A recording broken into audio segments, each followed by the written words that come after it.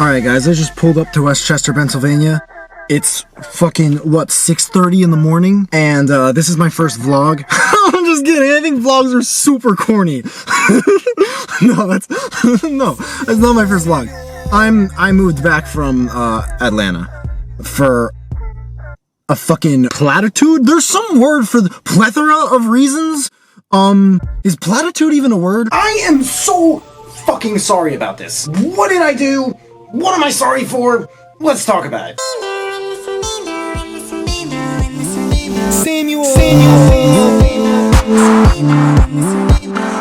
Where the fuck do I start? Oh my gosh. This might be one of my most honest videos ever. The loopholes are just, when I looked at them, I was like, why? And then I looked at the payoff, and I was looking at what I got paid, and the whole time it was so underwhelming that I was overwhelmed with how underwhelming it was. It actually made me kinda depressed. And I was in a hotel room for 4 days straight. I don't think I changed my clothes or showered at all, and it was just a little uncomfortable. On New Year's, I tried to move to Atlanta from Westchester, Pennsylvania. I had an entire video about why. It came out in March. I'll link that in the description below. There's also a video I'm dropping in a few days about why I moved back. This video and that video have a lot in common. At the same time this video is being made, I am probably still in the process of moving back. I'm waiting for an apartment opening, driving 4 hours to work for 8 on weekdays, and somehow fucking managing it. I'm filming this at my mom's. It's a little sad, but you know, at least I have a mom, and I'm very grateful for her. So here's what I'm sorry about, because dude, I'm just really fucking sorry, okay?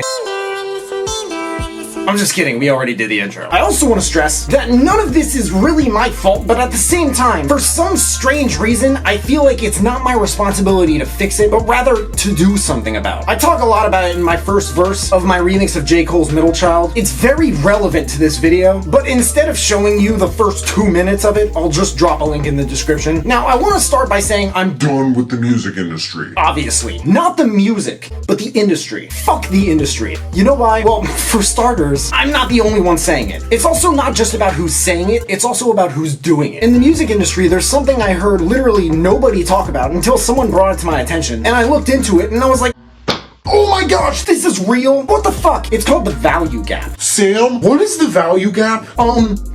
It's fucking horrifying is what it is. The value gap describes the growing mismatch between the value that user upload services just as YouTube extract from music and the revenue returned to the music community, those who are creating and investing in music. The value gap is the biggest threat to the future sustainability of the music industry, so it's basically the growing difference between what we're being paid now and what we should be paid. We are being super underpaid. And the fact that nobody knows about this, but it's still so true, is frightening as fuck to me. That's one of probably thousands of things that keep me up at night, along with any inability I have to ultimately affect for the better the ultimate sum of human will, as well as the sound of my mom's cats chasing each other upstairs. And if you want large-scale proof of this, the value gap, not my mom's cats. And I want to say large because this is kind of the largest it gets, which is pretty small. I'll drop a link in the description to the Business Insider article. Taylor Swift on November 3rd, 2014, took a stand over Spotify royalties and said we artists should value our art and make sure that people are paying enough money for it. She also said that Spotify could hurt music sales, which music is available for streaming on Spotify to people who don't even fucking pay for a premium subscription. Music streaming has murdered sales like nothing else. This is a result of decentralization. It's a result of disruption. It's a result of my no. Well, actually, it's a result of many dicks and vaginas that, one, recognize the difference between art and content, and they also recognize, two, any possibility to reduce that difference to zero, what I like to call the bitch number. I'd like to quote a song from the album that got me into rap music, which I'll also link in the description. In the future, everybody wanna be an entertainer, so tell me who the fuck is gonna be around to pay us. I got into rap when I was 15. I didn't know anything about the future of the music industry. I definitely knew a thing or two about the music, and that still alone made sense to me. What does this all mean? It means that we are now in the arms of an impaired sustainability of the industry that has grown culturally, psychologically, societally, and creatively for sure, only to fucking shrink monetarily. In other words, there are now too many ideas, too many people, and not enough money to go around. And if that's not true, the money coming in is greatly diminishing, while the money going out is greatly increasing, if not trying desperately to either increase or look like it is. The biggest rappers in the game are broke. as fuck. And if they aren't, consider this. Rappers and pop artists talk about being rich in their songs. But what is rich? I mean, how rich are they? How rich can they get? I'll talk about that later in the video, because a rich musician is only so much. Until you look at a place like Silicon Valley, home to Apple, Netflix, Facebook, Alphabet, which is a bigger company that owns Google and YouTube, and the electric cars and the internet balloons, and all that other shit. Tesla, speaking of electric cars, PayPal, speaking of internet companies, and Uber, speaking of internet companies that use cars. And what's up with Silicon Valley? In the words of PayPal Mafia member Peter Thiel, or Thiel, or File, very smart man, there's too much money and not enough ideas. Because of this, as far as I know, the music industry is suffering from the reversal. And if a lot of other industries, especially in entertainment, are doing the same as a result as well, it would be fucking ludicrous to say I'm at all surprised. Now, because of this mushy shit cloud storm thing, that's right, there's not enough money. So people are doing everything they can to make a quick buck. We have artists looking into production, producers looking into graphic design, graphic designers looking into promotion, promoters looking into videography, videographers looking into photography. And this is just what I've seen. What I've heard that I haven't seen firsthand, if I had to guess, is probably worse. But nobody's looking into fucking music. You know why? If I had to guess, at least, it might have something to do with the fact that music is losing money. And what has this caused? What has this ugly diarrheic tornado of a hive-minded chicken shit imagination started? It has reinforced and deepened a scarcity mindset in so many people, like a fucking discouraging amount. The lower class poor dad mentality of, I have to work hard to make enough money to get...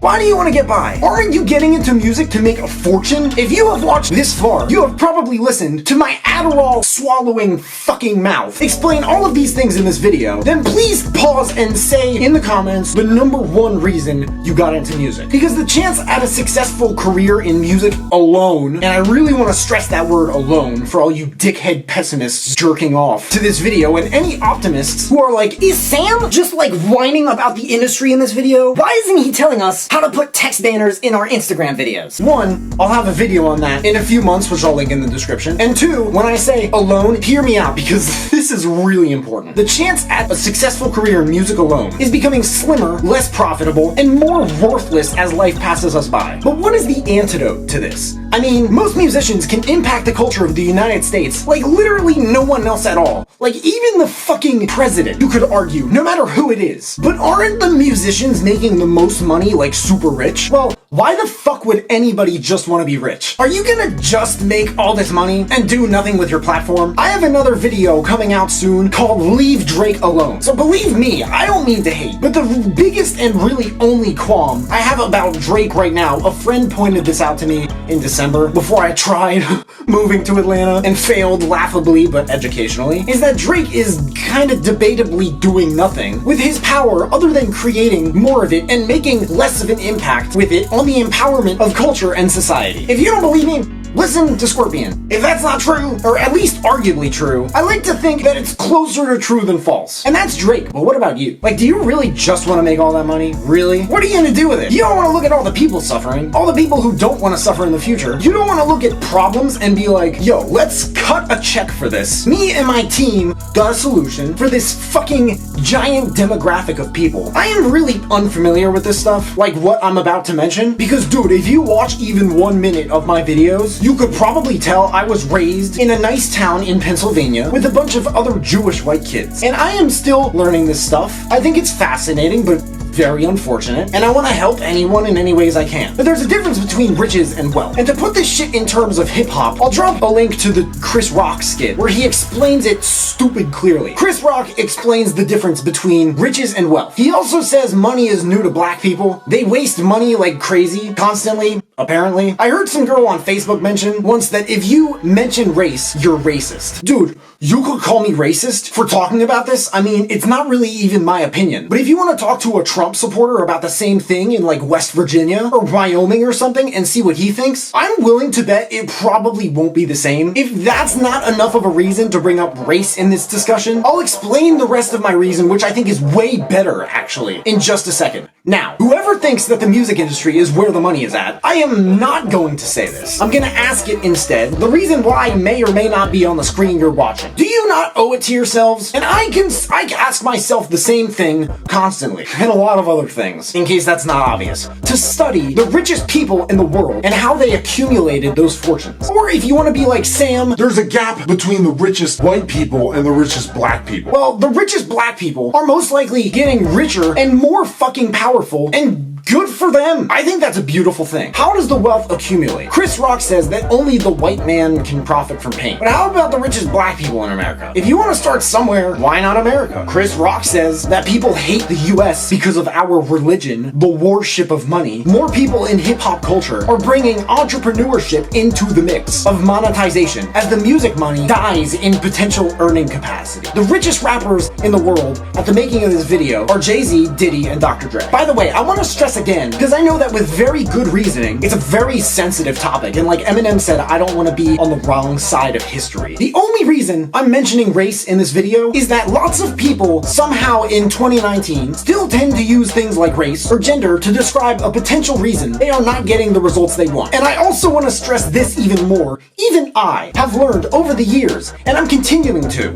empathize with and look to understand where that comes from with good intention. However, with the degree of research that I've done on things like this, and again will continue to, as well as the people at the top and their diversity in race, sex, gender, religion, and how it has grown in diversity over the years, I am only mentioning race because I am willing to propose that saying those things are the reason for anyone's lack of success is becoming less of a reason and more of a bullshit excuse over time. Now maybe I'm wrong, I could definitely be wrong, about anything in this video or any video. I feel like no one ever knows these things for sure, and I'll acknowledge that. And maybe I shouldn't be saying this. I apologize for offending anyone watching this with it, but if you are not getting where you want to be, where you want to go, it's not because you're black or female or gay or different in any way. If you look at the people who are making history and money and everything, who are in any sort of similar position to your own, it's because you might not be applying yourself as much as you could. These guys make so much money on their music to this day, but if it were only their music, they wouldn't be the richest rappers in the world. I want to stress also two things. One of them is called the 80-20 rule, and the other one is called the long tail effect. The 80-20 rule says that 20% of the work yields 80% of the results. This isn't exactly always true 100% of the time, but for the most part as an estimation, it's scary how much closer to 100% accurate it is than any other average percentage ratio. So because of this, for convenience purposes, and I've heard this in a few books now actually, roughly 20% of musicians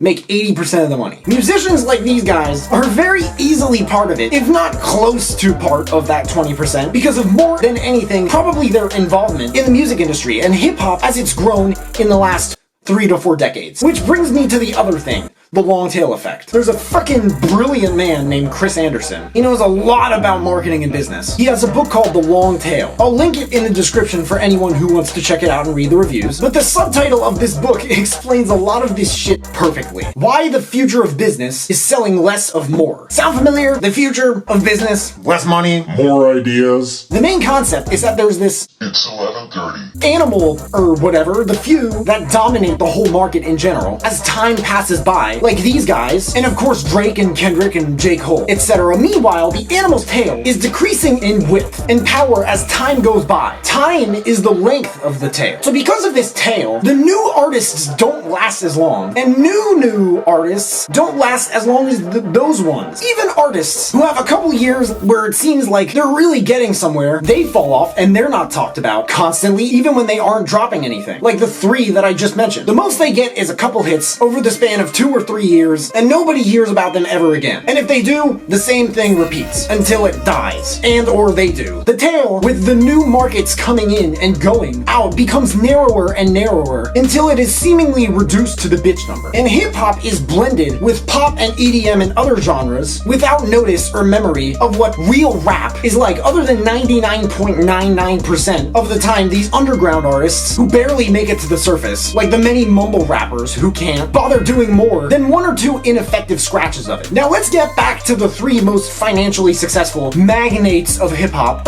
Sorry, not magnates. I meant artists. I don't want to trigger any sensitive, fucking fragile old heads who can't seem to handle the fact that the music industry could possibly undergo so much change in so little time, let alone any change in anything in general. Okay, Dr. Dre's greatest financial windfall was his fortune through Apple's acquisition of Beats, and not his music. Diddy's was starting the Sean John clothing line, and then helping grow the fuck out of the Ciroc vodka brand, and not music. Jay-Z's was Rock Nation, sports, and Rockaware, the 40/40 Club, and Tidal, and not music. Yes, their music made them and does make them lots of money, but again, if they didn't do these things as well, they would be in Eminem's position. Maybe, in terms of net worth. Actually, or not even, because Eminem's record sales Per the long tail effect. are fucking idiotically high. That and merch and shows and all that other shit. So when it comes to money, a lot of rappers seem to brag about or yearn for or whatever it may be. It seems like the rappers who are looking to create and distribute more than just music are looking in the right direction. My point is, if you're making moves in music looking for money, you're not looking or making moves in the right place. What absolutely ensures your financial independence will inevitably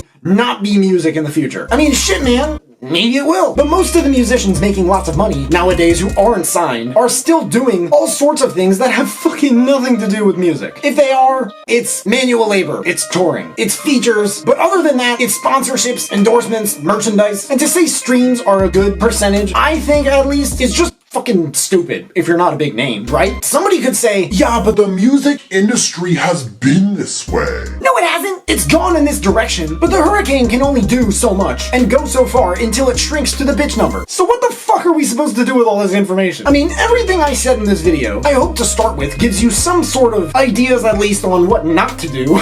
What I'm doing is studying people who are making the most money in the world, their habits, the ways they think, what they do, the moves they make, and why. And I'm buying online courses and stuff like that on how to make the stupidest amount of money I can throughout my life without signing a record deal, fucking murdering myself on stage for peanuts, custom beats, mixing and mastering, like I say in my A Lot remix by 21 Savage. I really only do it now for particular artists who I've been working with for a while. It is no longer worth the time generally otherwise. Modifying the way I look to come off as someone I'm not for the sake of stirring up media controversy and brand building with high downside potential, ghostwriting, ghost producing. I want to finish this off by quoting the bottom of a Rolling Stone article, because are you really gonna fucking trust this when you can make so much more on something faster and more time efficient? Good news!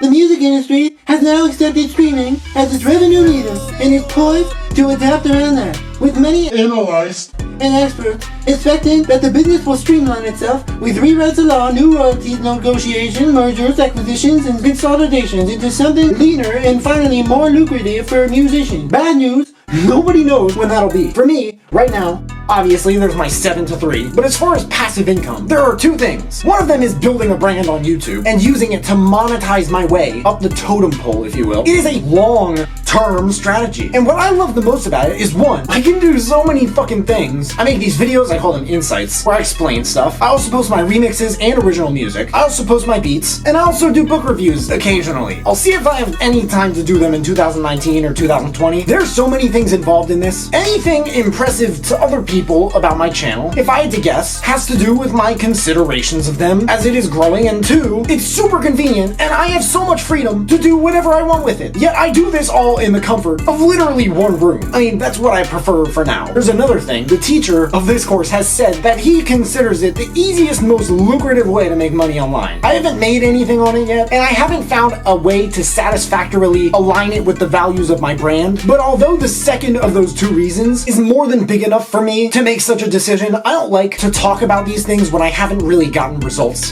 from them. I feel like that's dishonest as fuck, which I also want to apologize for, because I feel like I've talked about things like ASCAP or publishing as if I understand them and the intricacies of them. Me and probably many people who are probably doing far worse things, ethically speaking, but I don't see the fucking point anymore. So I am going to be talking about things from now on in this channel that revolve specifically around what I'm doing, that I think my viewers are or could be doing themselves, maybe to live happier, more fulfilling, successful lives no matter their field of work. If that isn't true, I am doing nothing less than than ethically bribing people by trying to sell them what they want and give them what they need. It is not fair, but it is ethical, I like to think. And if I need to do that in order to change the direction in which the culture of our country, at least, and the world is heading from one of self-doubt and stagnation to one of self-growth and positive change, then I have no fucking choice. And I'm more than okay with that. So what do you guys think? I think this is one of the most ridiculous videos I've ever made. Maybe that's just me. What do you think of the value gap? Is it not a huge threat to this whole shit? Is streaming not murdering sales? Are there too many ideas and not enough money? Is music money enough money? And if not, what are we supposed to do? Like, what is the antidote to this? Please let me know in the comments below. Also, let me know if you guys have any ideas you want me to talk about in future videos, and I'll give you a shout out if and when I use them. If you have any questions, please feel free to hit me up. There are links at the bottom of the description to all my social media. Also at the bottom of the description, there are links to my new production kits where you can find all the hardware and software that I use to make these videos and music. If you buy any, I get commission, which helps me build this channel and keep making these videos for you guys. I made all the beats in this video. If you want to use them, you can find links to each one in the description from first to last or at samuel.earth/beats. Make sure to leave a like if you like it, subscribe if you haven't already. If you could turn on that little bell to receive a notification every time I drop a new video, that would mean the world to me. Thank you guys so much for watching. You can find me everywhere, and I will see you then.